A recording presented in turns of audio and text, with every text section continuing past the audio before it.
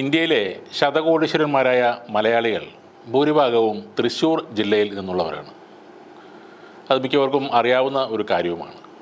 കഴിഞ്ഞ വർഷത്തെ കണക്കുകൾ പ്രകാരം Lulu group chairman M A. Yusuff Ali അദ്ദേഹത്തിൻ്റെ ആസ്തി 59,000 കോടി രൂപയാണ്. മരുമകനായ ഷംസീർ വയലിൽ ആസ്തി 30,780 കോടി രൂപയാണ്. പിന്നെ ജോയ് ആലുക്കാസ് ഉണ്ട്, വി.പി. നന്ദകുമാർ, മണപ്പുറം ഫിനാൻസ് ഉണ്ട്. പിന്നീടുള്ളത് കല്യാൺ ജ്വല്ലേഴ്സിൻ്റെ ടി.എസ്. കല്യാണരാമൻ. അതിനും പിന്നിലായി ഉള്ളത് വി-ഗാർഡ് ഉടമ കൊച്ചൗസേബ് ചിറ്റ്ലപ്പള്ളി. 10,821 കോടി രൂപയാണ് അദ്ദേഹത്തിൻ്റെ ആസ്തി.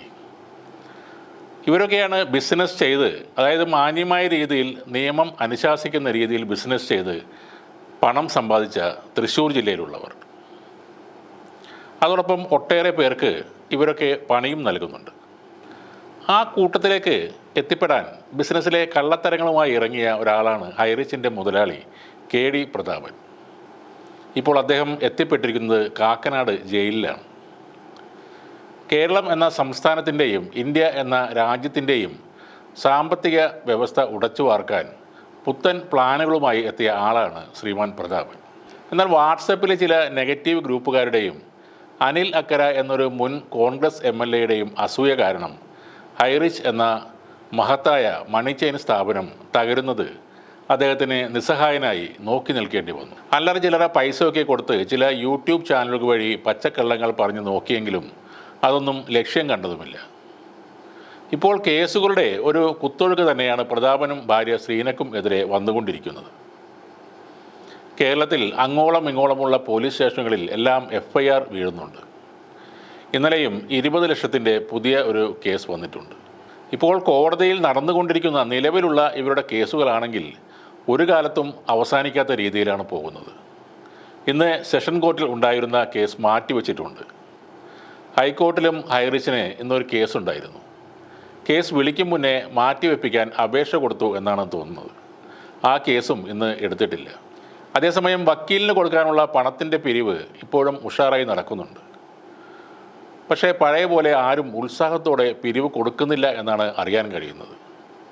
പഴയ മിസ്സിസ് കേരള ശ്രീന മാഡം പലതവണ അപേക്ഷിച്ചിട്ടും ഹൈറിച്ചിലെ മെമ്പർമാർ പിരിവ് അങ്ങോട്ട് എത്തിക്കുന്നില്ല. അവർക്കെല്ലാം ചെറിയ രീതിയിൽ ബുദ്ധി വെച്ച് തുടങ്ങിയെന്ന് വേണം ഇതിൽ നിന്നും മനസ്സിലാക്കാൻ. ലീഡർമാരാണെങ്കിൽ പുതിയ തട്ടിപ്പ് കമ്പനിയുമായി വലിയ തിരക്കിലാണ്. കേസുകൾ നടത്താൻ ശ്രീന മാഡവും കുറച്ചുപേരും മാത്രമേ ഇപ്പോഴുള്ളൂ. എല്ലാം തുടങ്ങി വച്ച പ്രതാപൻ സാർ ജയിലിലുമായി. എന്നാലും ഇപ്പോഴും ജയ് വിളികൾക്കും ഭീഷണിക്കും കുറവൊന്നുമില്ല. ഹൈറിച്ച് മണി ചെയിൻ കമ്പനിയിൽ പണം നിക്ഷേപിച്ച് അത് നഷ്ടമായി എന്നറിഞ്ഞിട്ടും നിയമപരമായി നീങ്ങാതെ കമ്പനിക്ക് ദൈവത്തിൻ്റെ കയ്യൊപ്പുണ്ടെന്നും സത്യസന്ധമായി GST അടച്ച് മണി ചെയിൻ തട്ടിപ്പാണ് നടത്തുന്നതെന്നും ആ കമ്പനി തിരിച്ചു വരുമെന്നും വിശ്വസിക്കുന്ന മണ്ടന്മാർ ഇപ്പോഴും അവിടെയുണ്ട്. നിങ്ങൾ ഒരിക്കലെങ്കിലും പ്രതാപനോടോ ശ്രീനയോടോ അല്ലെങ്കിൽ ഇപ്പോഴും നിങ്ങളുടെ കൂടെ നിൽക്കുന്ന ഏതെങ്കിലും ലീഡർമാരോടോ ചോദിക്കണം, നിങ്ങളുടെ ഈ കമ്പനി നിയമപരമായിട്ടാണ് പ്രവർത്തിച്ചത് എന്ന് തെളിയിക്കാനുള്ള എന്തെങ്കിലും വാദം ഒരു പ്രാവശ്യമെങ്കിലും ഏതെങ്കിലും ഒരു കോടതിയിലെങ്കിലും പറഞ്ഞിട്ടുണ്ടോ എന്നത്. അങ്ങനെ ഒരു വാദവും ഇന്നേ വരെ ഒരു കോടതിയിലും കേട്ടിട്ടില്ല, നിങ്ങൾ പറഞ്ഞിട്ടുമില്ല. കാരണം ഈ മണി ചെയിൻ തട്ടിപ്പ് ലീഗൽ ആണെന്ന് തെളിയിക്കാൻ നിങ്ങൾക്കോ ഈ ലോകത്തുള്ള ആർക്കും തന്നെയോ ഒരിക്കലും സാധിക്കില്ല. ഒരു കാര്യം കൂടി ഇപ്പോൾ തന്നെ ഉറപ്പിച്ചു വെക്കാം. അടുത്ത കൂട്ടക്കരച്ചിൽ ഉയരാൻ പോകുന്നത് ഓക്സിജനോ എന്ന ഇടപാടിൽ നിന്നായിരിക്കും.